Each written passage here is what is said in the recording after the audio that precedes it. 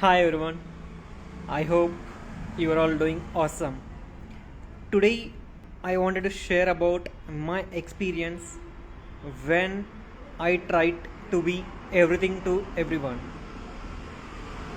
My name is Abhinay and it's day 52 of 1000 Days Facebook Live.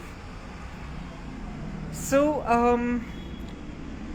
when it comes to me, I'm the kind of person who wants to do something to someone who approaches me.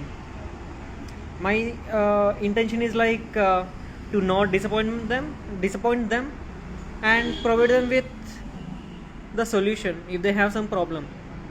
Yes, the intention is good, and because of that there were some situations once, like when I was doing Digital Deepak's internship program. One of the co-interns was stuck with one issue, and she came to me and we connected in Zoom, and we tried to figure out the issue and also the solution for 1 hour. But you don't believe me, we weren't able to find the what is making the problem and how to fix it. Let me ask you, if you are in the situation of that co-intern who approached me, how would you be feeling? If he doesn't know, why should he say that he can help me?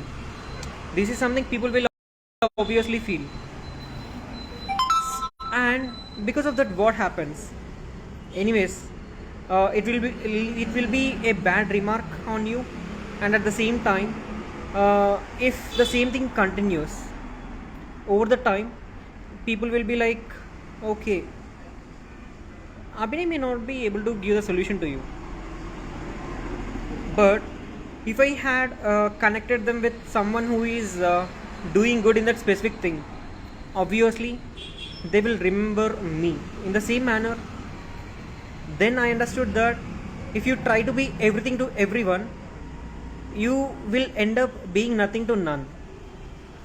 So that is when I decided to serve people selectively, choose whom I'm going to serve, and the rest of the people, my intention is to not disappoint them. So I started simply directing them towards the right person who can help them.